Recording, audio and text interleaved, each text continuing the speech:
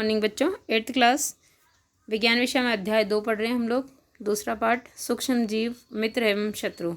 और इसके विषय मैंने आपको कल के वीडियो में यानी इससे पहले वाले वीडियो में ये बताया था कि कितनी तरह के सूक्ष्म जीव जो है वो पानी में, मिट्टी में पाए जाते हैं। हमने माइक्रोस्कोपिक स्टडी करी थी, उनकी माइक्रोस्कोप से देखा था। ये भी बताया था सूक्ष्म जीव क्यों कहते हैं इनको, क्योंकि हम लोग जो है वो बिना सूक्ष्मदर्शी की सहायता के इनको अपनी आंखों से देख नहीं पाते। इतने छोटे होते हैं ये कि हम कल्पना नहीं कर सकते हैं, इसीलिए इनको सूक्ष्म जीव कहा जाता है। फिर मैंने ये बताया आपको कि 4 वर्गों में इनको बांटा गया है। ठीक है, चारों वर्ग बताए। अब हम लोग आगे इनका ये हमारे लिए कैसे लाभदायक या हानिकारक होते हैं वो देखने जा रहे हैं। तो चलो आगे बढ़ाते हैं बच्चों पाठ को।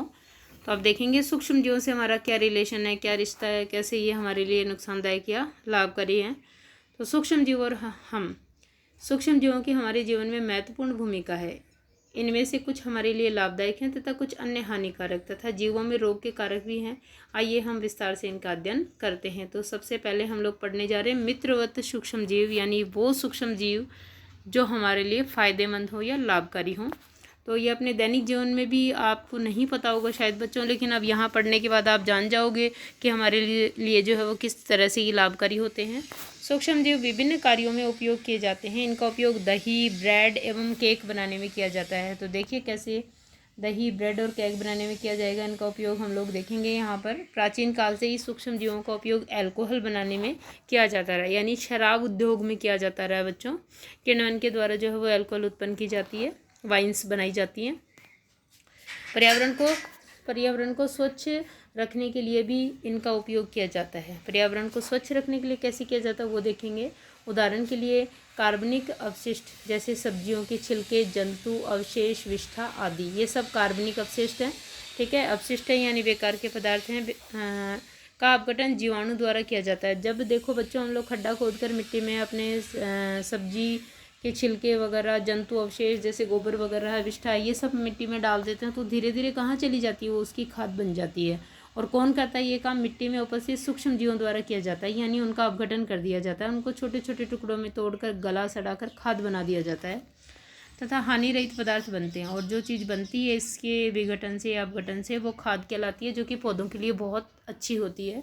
स्मरण कीजिए, जीवाणुओं का उपयोग औषधि उत्पादन एवं कृषि में मृदा की उर्वरता में वृद्धि करने में भी किया जाता है, जिससे नाइट्रोजन स्थिरीकरण होता है। बिल्कुल होता है, आपने प्रीवियस क्लास या पिछली कक्षा में पढ़ा था ना कि किस तरह से जो है वो कौन सी लेग्यूमिनेसी कुल के जो पादप होते हैं, जैसे फलीदार जो पौधे होते हैं, उनकी जड़ों में गांठें पाई जाती है, बेर समान गुलिकाएं कहते हैं जिनको। उसमें राइजोबियम जीवाणु होता है जो वायुमंडलीय नाइट्रोजन का स्थिरीकरण करके नाइट्रेट्स और नाइट्राइट्स में बदल देता है। और नाइट्रेट्स और नाइट्राइट्स जो हैं वो पौधों के लिए तो बहुत बेहद ज़रूरी पोषक तत्व हैं। तो इस तरह से मिट्टी की उपजाऊता को बढ़ाने में भी जीवाणु जो है वो कार्य करते हैं।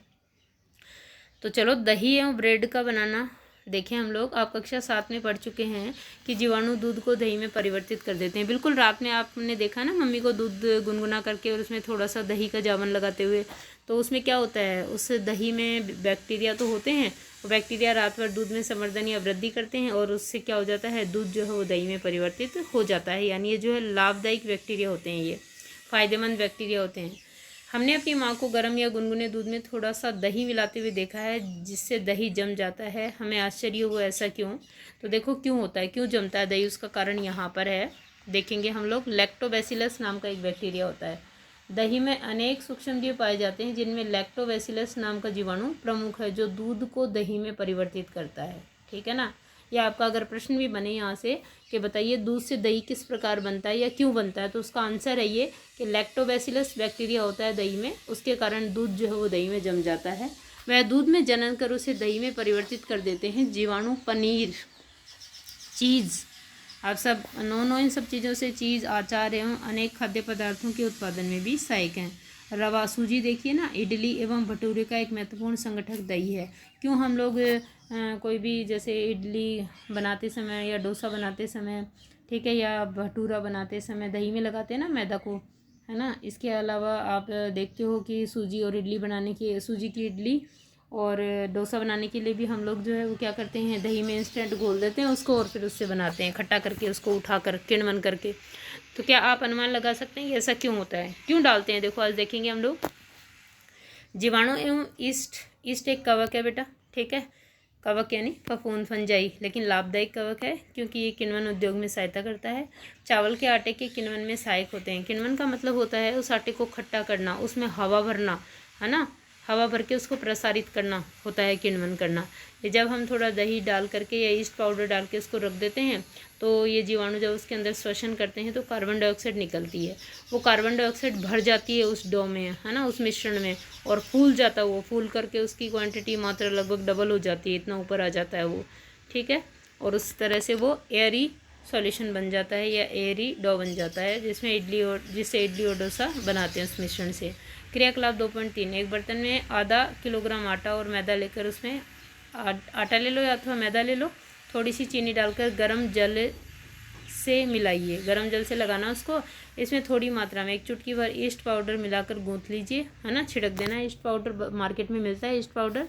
आप 2 घंटे बाद क्या देखते हैं, क्या आपने गूंथे हुए मैदे का उठा हुआ या फूला हुआ, गूंथे हुए मैदे को फूला हुआ देखा? देखो जब लगाया था शुरू में, जब तो वो ऐसा था, ठीक है ना, लेकिन 2 घंटे बाद ईस्ट पाउडर डाल के लगाने के बाद में 2 घंटे बाद जब हमने उसको देखा तो आप ये देखो कैसा हो गया, वो इतना ऊपर हो गया, वो फूल गया ये डो, है ना, ये आटा खमीर उठ गया इसका किण्वन हो गया आटे का, किसके द्वारा?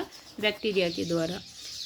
तो कैसे हुआ? ईस्ट तीव्रता से जनन करके श्वसन के दौरान कार्बन डाइऑक्साइड उत्पन्न करते हैं। देखो किण्वन क्यों होता है ना, उसका आंसर ये है कि ईस्ट या जीवाणु श्वसन के दौरान कार्बन डाइऑक्साइड उत्पादन करते हैं। गैस के बुलबुले खमीर वाले मैदे का आयतन बढ़ा देते हैं, यानी आटे के अंदर घुस जाते हैं वो बुलबुले, जिससे आटा फूल जाता है।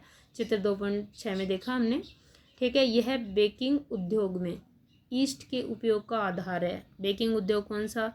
डबल रोटी बनाना, बिस्किट बनाना, पाव बनाना, ठीक है, ये बेकिंग उद्योग है।